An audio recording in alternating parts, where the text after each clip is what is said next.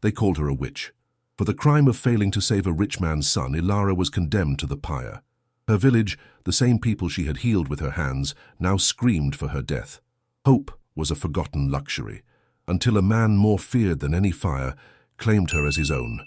The rough-hewn wood of the post pressed into Ilara's back, a splintered reality against her thin linen shift.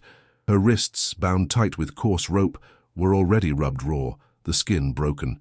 Each breath she took was heavy with the smell of sweat, fear, and the sharp, oily scent of the pitch that had been piled at her feet. It was the scent of her own death. The noise of the crowd was a physical thing, a wave of hatred that washed over her. These were the same faces she had known her entire life.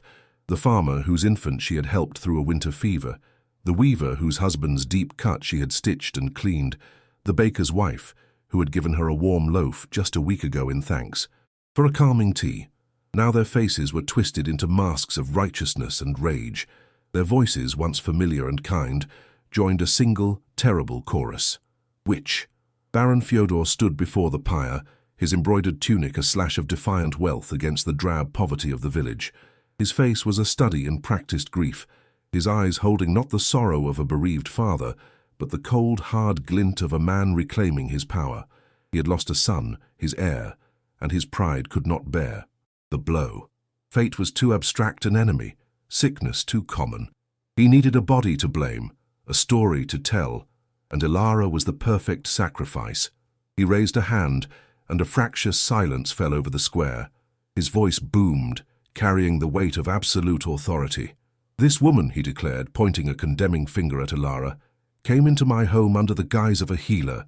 She laid her cursed hands upon my son, and with her dark arts she stole the very breath from his body." A fresh roar of fury erupted from the crowd.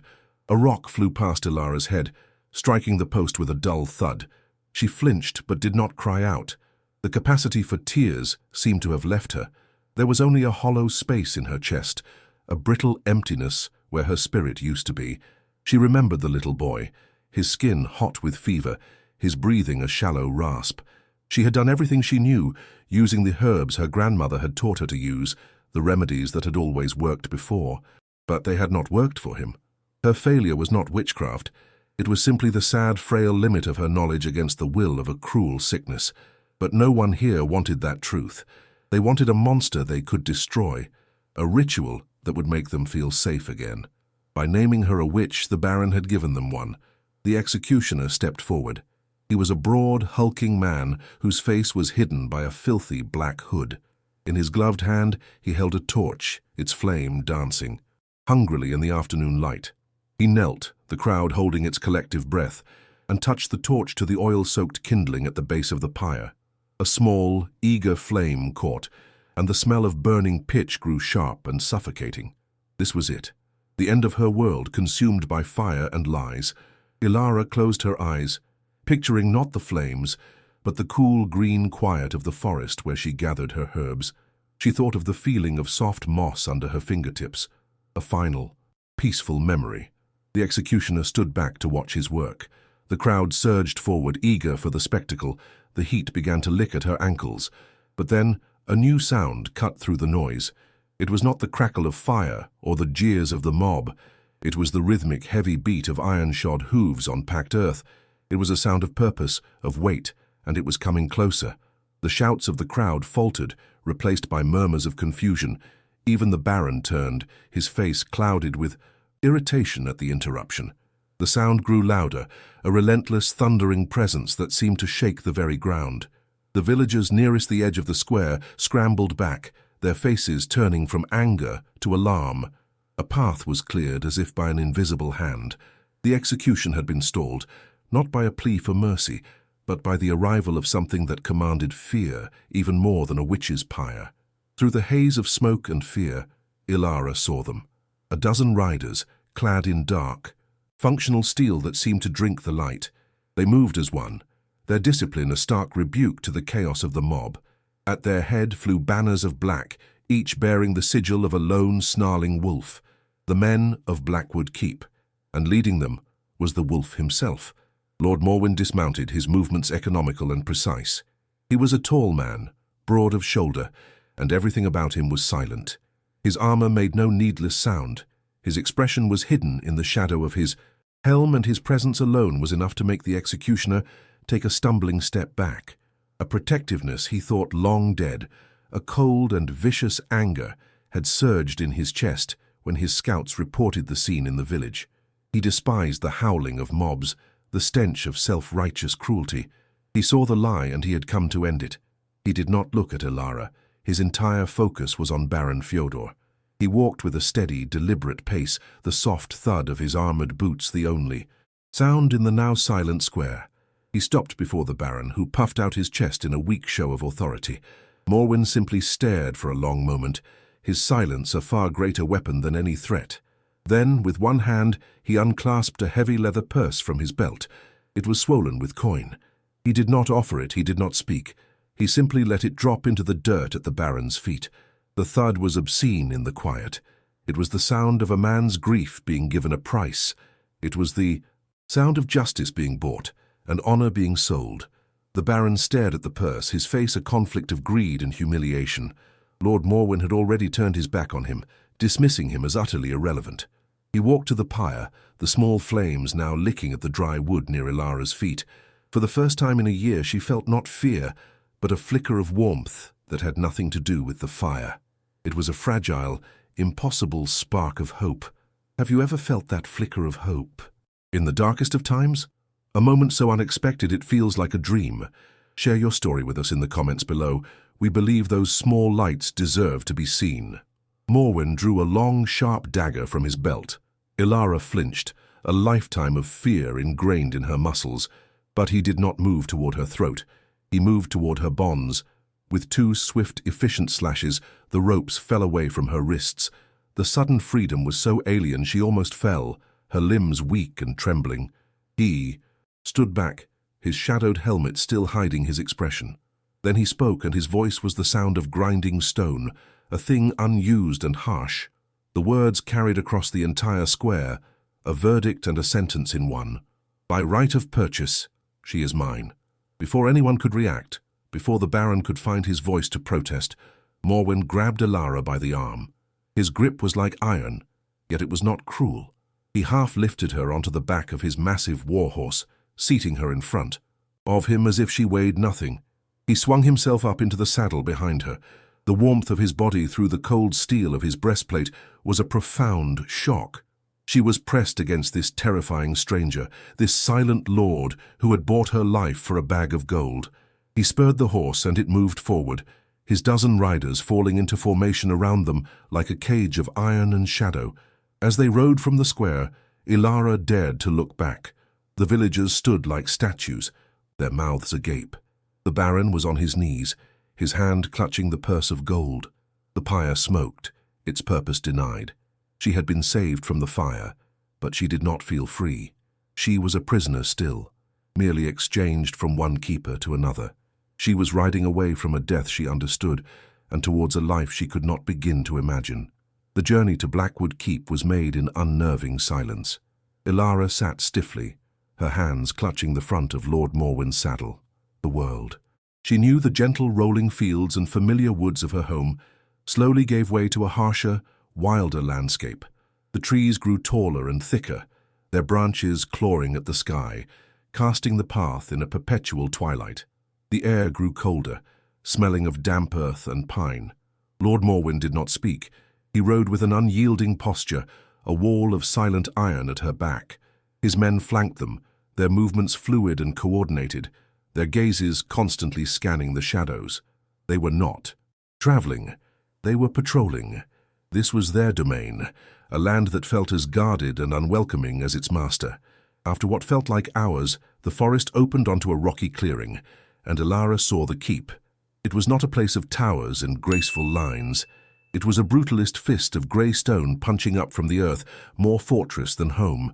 It stood gaunt and forbidding, its narrow windows like suspicious eyes staring out over the wildlands.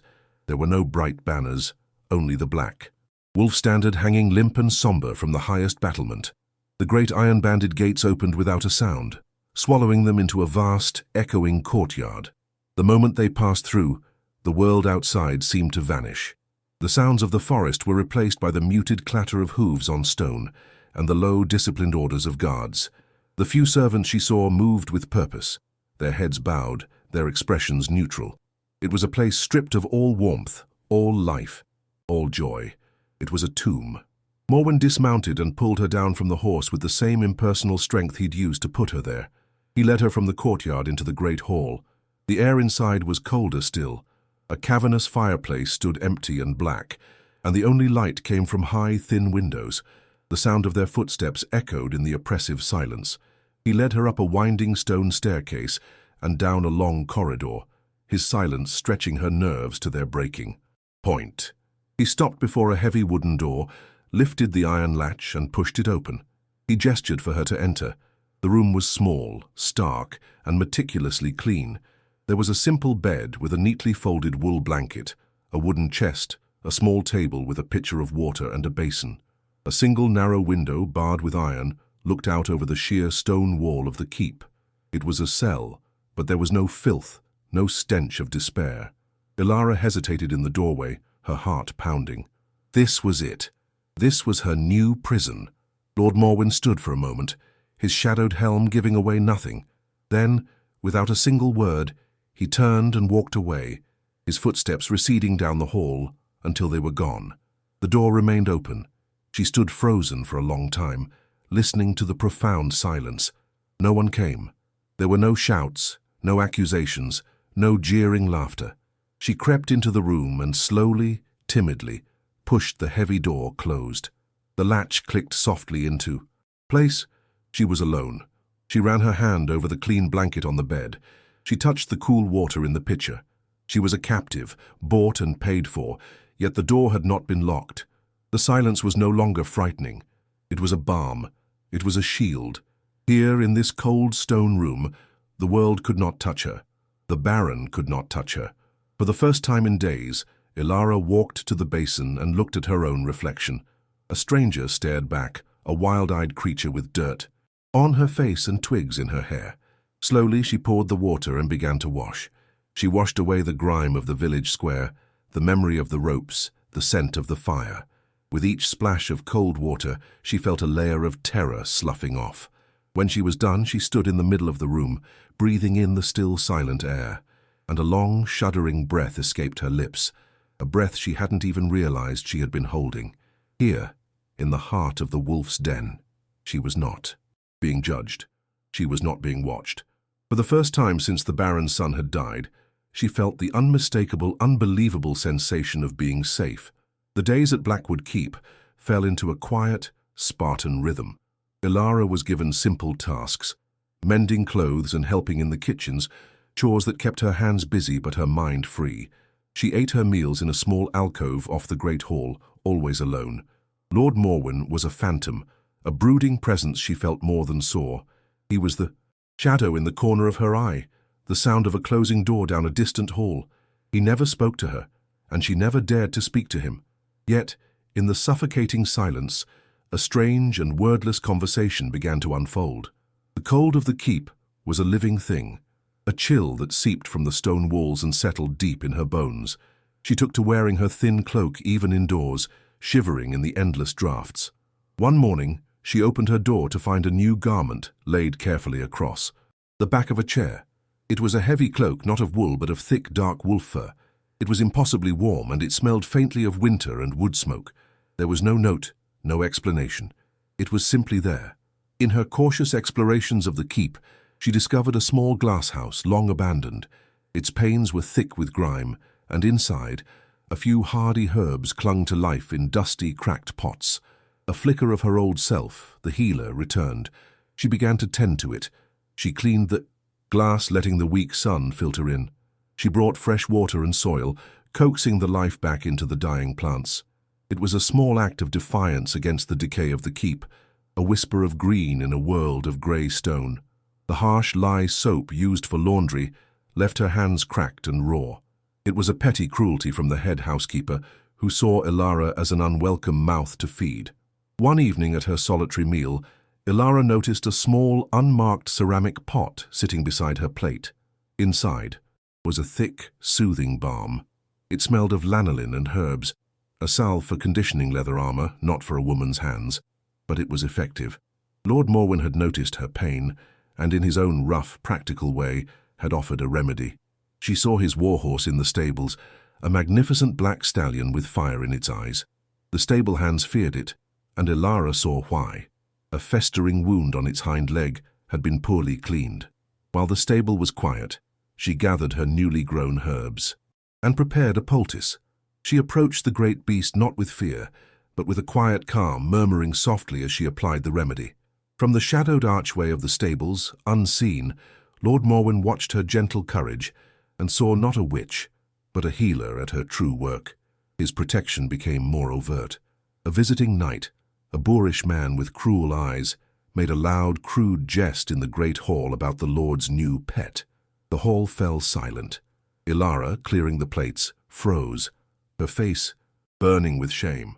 Lord Morwen did not raise his voice, he did not draw his sword.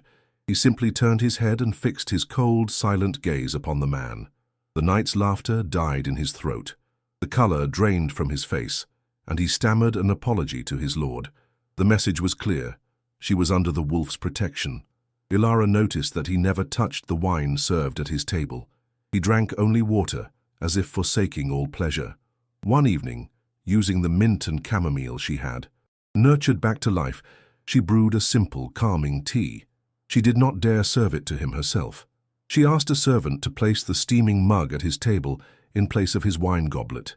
Later that night, as she walked through the now empty hall, she saw him sitting alone by the cold fireplace. The mug was in his hands, its warmth a small comfort in the gloom. He looked up as she passed, and for the first time, their eyes met across the expanse of the hall. He gave a slow, almost imperceptible nod. She lowered her head in return. No words were exchanged, but a treaty had been signed. A silent language was now shared between them, a language of quiet care and mutual respect. The lonely fortress was still a prison of stone, but within its walls, two solitary souls had found a flicker of warmth in the other's presence. The unspoken peace between them settled into a fragile routine. But the man himself remained a mystery, a fortress with walls too high to see over. Ilara's fear had faded, replaced by a quiet curiosity. She wondered about the deep sadness she sometimes saw in his eyes when he thought no one was watching. One night, a restless energy kept her from sleep. She wandered from her room, seeking a calming draught from her herb stores. As she passed through the silent corridors, she saw a faint flickering light from a disused wing of the keep, a place heavy with dust and neglect. Drawn by an instinct she did not understand, she followed it. The light led her to a set of heavy oak doors, left slightly ajar. She peered through the opening into a room shrouded in white cloths. Every piece of furniture was draped like a ghost, all except for a stone mantelpiece, which had been wiped clean of dust. Lord Morwen stood before it, his back to her, his broad shoulders slumped in a way she had never seen before. He was not a lord or a warrior in that moment. He was just a man. On the mantel stood two small portraits, painted with a loving, delicate hand. One was of a woman with warm, laughing eyes and hair the color of autumn leaves. The other was of a little girl no older than 7, with the same fiery hair and her father's impossibly serious eyes. As Ilara watched, the narrator's voice filled the silence, telling a story meant only for the ghosts in that room. This had been his wife, Lyra, and their daughter, Maeve. This room, once filled with their laughter, had been the heart of the keep. But 10 years ago, a sickness had swept through the lands. 2 traveling healers, renowned for their skill, had offered their services. Morwen, desperate to protect his family, had welcomed them. They were not healers. They were mercenaries, paid by a rival lord. Their remedies were laced with a slow, subtle poison. Morwen had been away, quelling an uprising on his borders, only to return to a keep silenced by tragedy. He found his wife and daughter not recovering, but gone. Their deaths ruled a cruel twist of the fever. It was only later, when one of the healers was captured and confessed, that Morwen learned the truth. His trust had been a weapon used to murder his family. That day he had locked this room and made a vow. He would never again be so weak. He would never again allow the softness of love or the false hope of a remedy into his life. His heart became as cold and hard as the stone of his keep, his silence a shield against a world of lies and betrayal. He protected Ilara from the pyre not out of kindness, but because he saw in her accusation the same vicious lie that had destroyed his own life. In the dusty glass of the little girl's portrait, Morwen saw a reflection. He saw Ilara, standing in the doorway, a healer, the living symbol of his greatest pain. He tensed, and Ilara's breath caught in her throat. She expected rage, a harsh command to leave, the shattering of their fragile peace. But none came. Instead, she saw a flicker of raw, unguarded agony cross his features in the reflection. It was the look of a wound that had been torn open anew. He did not turn. He did not speak. He simply let her see it. He let her see the ghost that haunted him.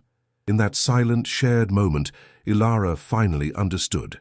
The fearsome lord of Blackwood Keep, the silent wolf feared by all, was a myth. The man before her was a prisoner, locked in this tomb of memory.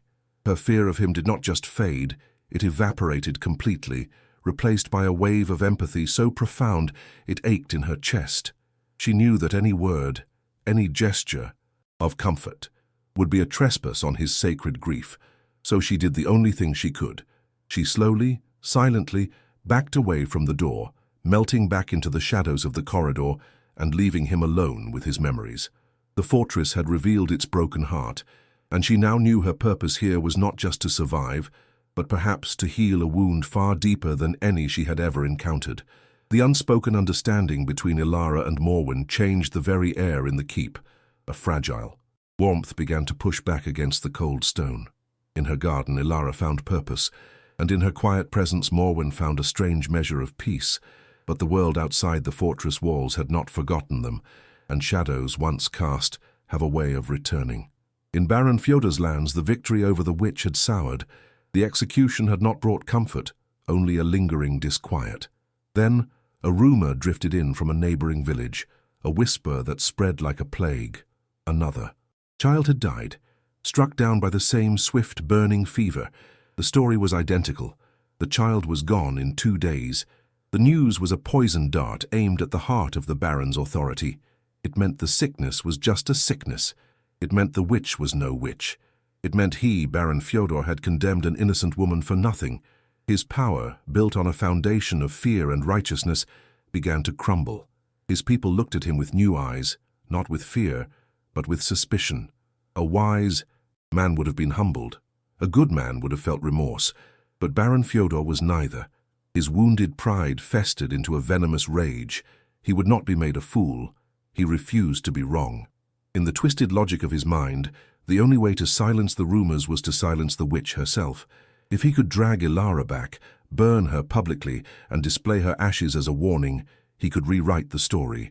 He would prove his own truth with fire and steel. He took the purse of gold Lord Morwen had thrown at his feet, its weight a constant bitter reminder of his humiliation. He used it to hire a band of sellswords, grim-faced men whose loyalty belonged only to the heaviest coin purse. They cared nothing for the Baron's cause. They cared only for the promise of plunder at the legendary Blackwood Keep. Have you ever built something beautiful, a moment of peace or a new beginning, only to have a shadow from your past rise up to tear it all down? It is a terrible thing to see a storm you thought had passed gather once more on the horizon. One bright, cold afternoon, Ilara was in her glasshouse tending to a row of lavender, its gentle scent a stark contrast to the keep's usual austerity. From a high window overlooking the garden, Morwen watched her. He did not know how to speak of the peace she had brought to his silent halls, but he felt it. He felt the ghost of his daughter, smiling at the sight of life, returning to this forgotten corner of the keep. Suddenly, a single, piercing note from a horn split the air. It was the signal from the watchtower, an alarm. Instantly the keep transformed. The quiet sanctuary became a disciplined war camp. Men's voices, low and urgent, replaced the silence. The clang of steel and the thud of heavy bars securing the main gate echoed through the courtyard. The wolf's men, silent and stoic in peace, were terrifyingly efficient in the face of a threat. Morwen was gone from the window. Moments later, he met Ilara at the base of the tower, his face once more an unreadable mask of cold fury, his sword buckled at his hip. He did not speak, but gestured for her to follow him up the winding stairs to the battlements. They emerged into the wind, and Ilara looked out across the land. Assembled at the edge of the woods just beyond bowshot was a small, ragged army. At its head flew the familiar banner of Baron Fyodor, its colors an affront to the peace of this place. He had come for her. The shadow she had fled had stretched, all the way to her sanctuary. The world she thought she had escaped was now at the gates, demanding her life. Baron Fyodor, arrogant in his numbers, sent a herald forward. The man's voice was thin and reedy as he demanded that the witch Ilara be delivered to face the king's justice. On the wall, Lord Morwen stood motionless, a black iron statue against the sky. His response was the only one he knew. Silence. A silence that was a profound and absolute denial. Enraged by the insult, Fyodor screamed the order. "Take the walls! Bring me the witch!" The sellswords surged forward with a roar, raising their siege ladders against the stone. The air filled with the familiar, terrible sounds of battle. Arrows hissed from the battlements, finding their marks in the charging men. The clang of steel hooks scraping against stone grated on the nerves. Morwen was a master of this deadly art, directing his archers with sharp gestures, his presence a calm, cold anchor in the storm of the assault. Ilara stood frozen, a useless observer to the violence. The smell of blood and fear threatened to overwhelm her, but as a group of mercenaries began to scale the wall nearest to her, her eyes caught on the plants growing between the ancient stones. She saw the familiar dark green leaves and the hooded purple flowers of a vine she knew well. Monk's hood, a beautiful, deadly poison the village crones called the wolf's bane. Not a witch's curse, but a simple, brutal fact of nature. In that instant the battlefield shifted. This was her domain. Her knowledge was her weapon. Purpose surged through her veins, chasing out the fear. She turned from the wall and ran, not away from the fight, but towards her armory, the glass house. Her hands, so often gentle, moved with frantic speed, crushing the roots and leaves of the plant into a fine, dark powder. She worked with the focus of a blacksmith at his forge, her mind clear and sharp. She ran back to the battlements, the pouch of toxic powder clutched in her hand.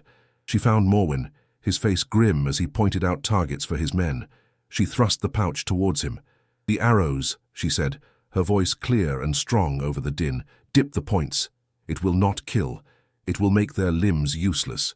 He looked from the powder to her face, and in her fierce, determined eyes, he saw not a frightened victim, but a fellow strategist. He saw the truth of her knowledge. Without a word of question, he took the pouch and barked a single sharp order to his men.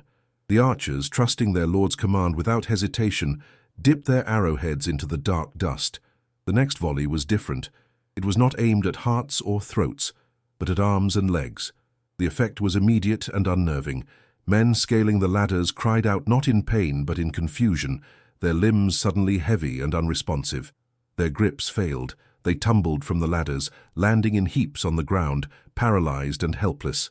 The assault, which had been a raging fire moments before, was reduced to smoldering embers. The sellswords, seeing their comrades fall without wound, broke and fled. In the sudden quiet, only Baron Fyodor and his personal guard remained, surrounded by the twitching, paralyzed bodies of his hired army.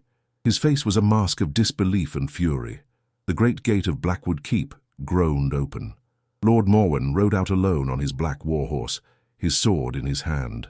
Fyodor, his pride overriding his sense, drew his own blade and charged. The duel was not a contest. It was an execution of skill. Morwen parried the Baron's clumsy, rage-fueled attack with contemptuous ease, his movements fluid and precise. A single swift motion sent the Baron's sword spinning from his hand. Another, and the Baron himself was knocked from his horse, landing in the mud like a sack of grain. Morwen's men swarmed out, securing the dazed Baron and his terrified guards. The battle was over. From the battlements, Ilara watched as Morwen returned, the architect of their victory, but she knew the truth. He had been the sword, but she had been the poison on its tip. His strength and her wisdom had met and merged, creating a shield that had protected their home. The shadow had returned, but it had found them standing together.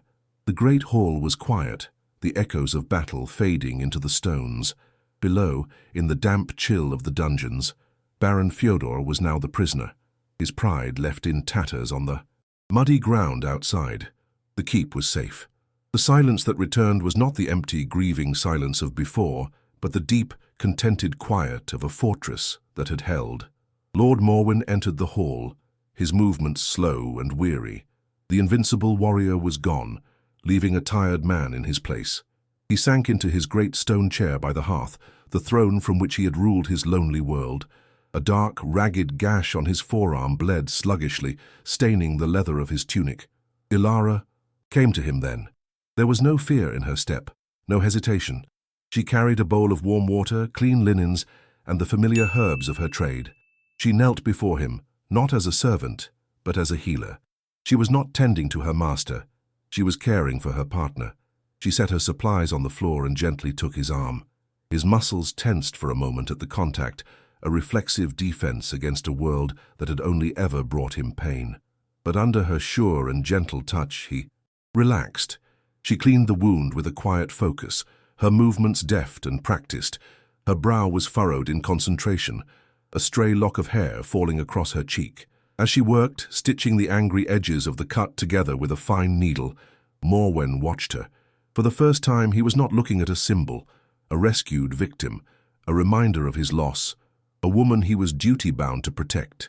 He was looking at Ilara. He saw the strength in her hands, which could be as gentle with a wound as they were fierce in creating a weapon. He saw the unwavering calm in her eyes, a deep well of resilience that the world had not been able to poison. She was the furthest thing from the weakness he had sworn to cast out of his life. She was strength, just a different kind than his own, a quiet, enduring strength that had brought life back to his gardens and to his own hollowed-out heart. When she finished tying the final knot, she looked up to meet his gaze. Her face was smudged with dirt and soot from the battle. He slowly raised his uninjured hand, and Ilara thought he meant to inspect her work. But he did not. He reached toward her face, and with a tenderness that seemed impossible for such a man, he gently brushed the smudge from her cheek with his thumb. It was a simple gesture, a touch that lasted only a second, but it carried the weight of 1,000 unspoken words. It was an apology for a world that had wronged her. It was a thank you for saving his home. It was an admission that his fortress of solitude had finally, irrevocably fallen. Ilara's breath hitched. She did not pull back. Instead, as he lowered his hand back to the arm of his chair, she covered it with her own, her small, warm hand resting over his larger, calloused one. It was her answer, an acceptance of his silent vow and the sealing of her own. They stayed that way for a long moment in the vast, quiet hall, the lord of Blackwood Keep and the healer he had claimed. He was no longer her master, and she was no longer his property. He was her shield, and she, he finally understood, was his fortress. The wheels of justice, once broken, were set right by the weight of truth.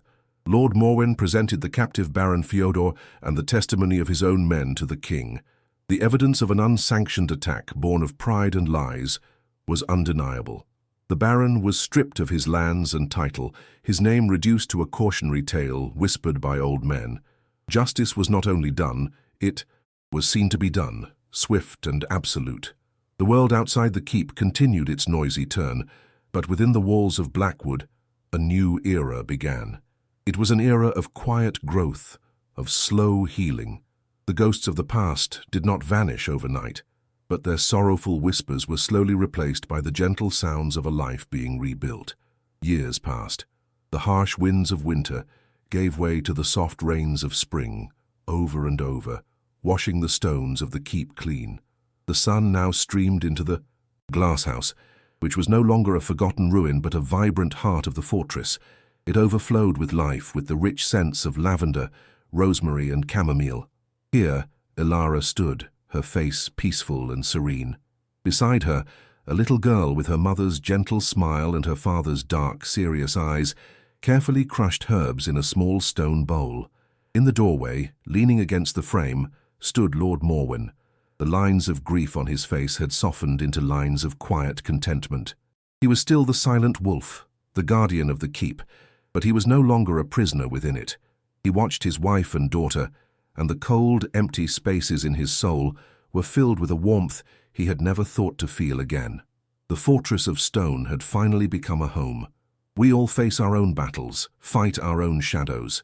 Peace is not something that is given, it is built, stone by stone, act by act. What does your hard-won peace look like? Share your story with us. For in the end, it is not the noise of the battle that we remember, but the quiet that follows, and the love that was strong enough to make that quiet last.